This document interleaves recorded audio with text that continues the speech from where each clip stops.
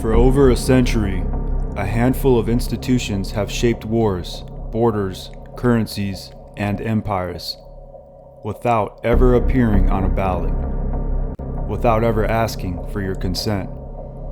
They operated quietly through think tanks, treaties, central banks, and advisory councils. They didn't need armies because they controlled the narratives. And now, even they are admitting something is breaking. Because while the world watches Ukraine, Gaza, and Taiwan, the real fracture may be forming in the frozen north, Greenland. And the people who once controlled the global order are quietly panicking. The hidden architects. Chatham House, officially the Royal Institute of International Affairs, has influenced British and American policy for over 108 years. Long before social media, before television, before the public even understood what foreign policy truly meant. They shaped wars, they shaped borders, they shaped the institutions that now govern the Western world. From post-World War power realignments, to the creation of NATO, to the ideological scaffolding behind globalization itself. Chatham House was there, drafting, advising, engineering. Coincidentally, their rise mirrors the creation of the Federal Reserve, a private central banking system printing money, funding wars, and indebting nations. While institutions like Chatham House provided the intellectual justification for it all. Not bad for a think tank, right? But now, something has changed. The shocking admission. Recently, a director from Chatham House publicly stated that the so-called Western Alliance is effectively over. Not weakened, not strained, over. The very alliance that built NATO, the UN, and modern geopolitics is now being quietly declared obsolete by the same people who designed it. That alone should have been front-page news. But instead, it passed almost unnoticed. Because when architects admit their building is collapsing, you're not supposed to hear it. The cracks appear.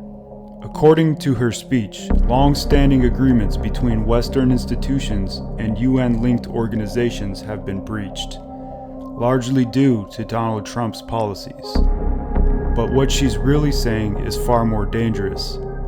She's admitting that the global order they built, what many call the New World Order, is losing control.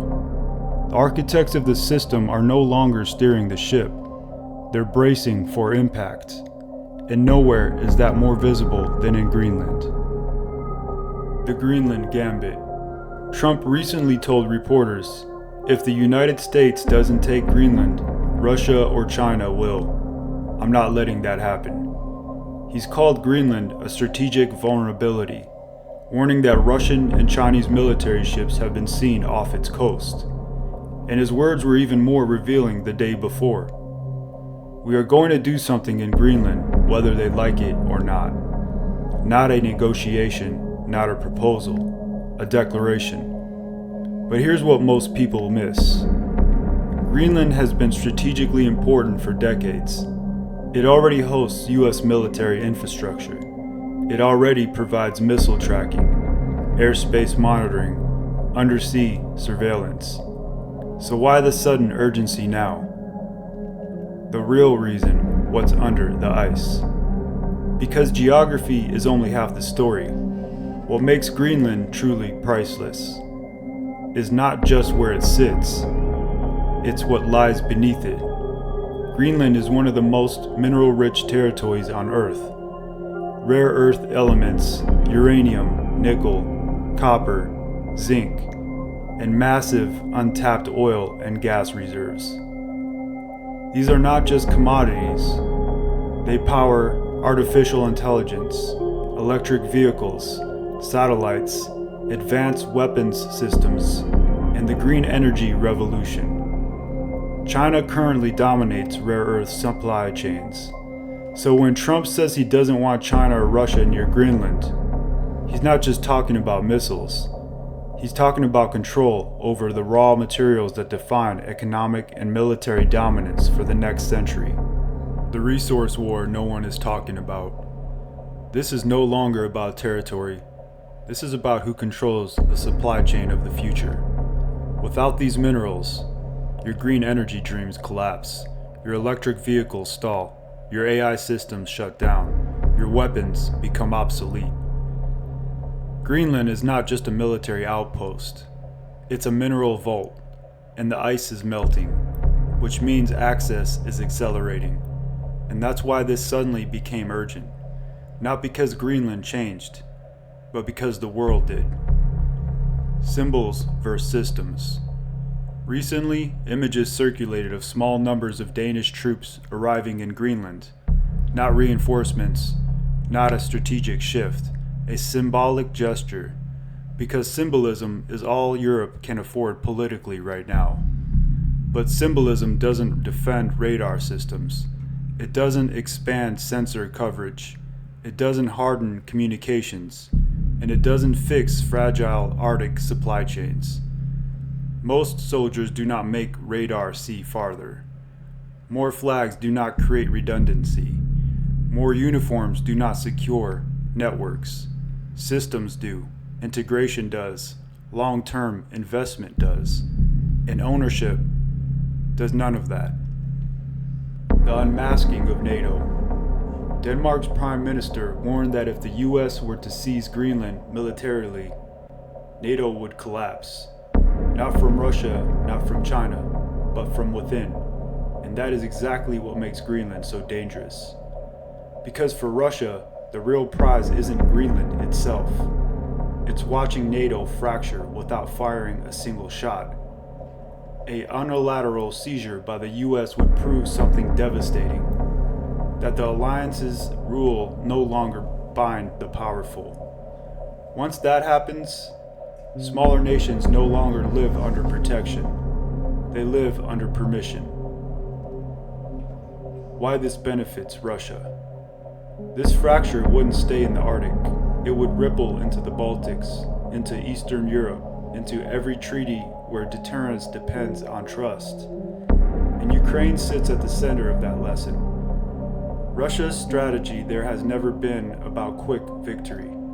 It's about endurance, about exhausting Western unity, about eroding red lines slowly, quietly, internally.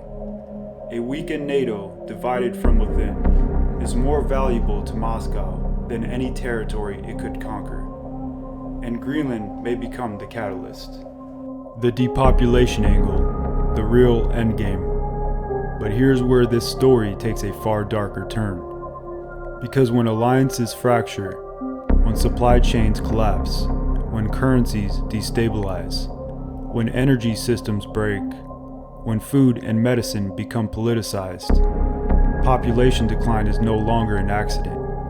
It becomes a feature of the system, not through open experimentation, but through engineered instability. Collapse does not kill with bullets. It kills with shortages, with exposure, with economic despair, with healthcare failure, with silent attrition, and that is far more deniable. Why sabotaging NATO serves this agenda.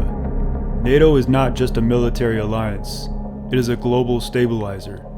It underwrites trade security, energy corridors, food logistics, medical supply routes, financial confidence, sovereign protection. When that stabilizer fractures, the ripple effects are not geopolitical, they're biological. Energy shortages mean winter deaths. Supply chain breakdowns mean medicine scarcity. Currency collapse means malnutrition.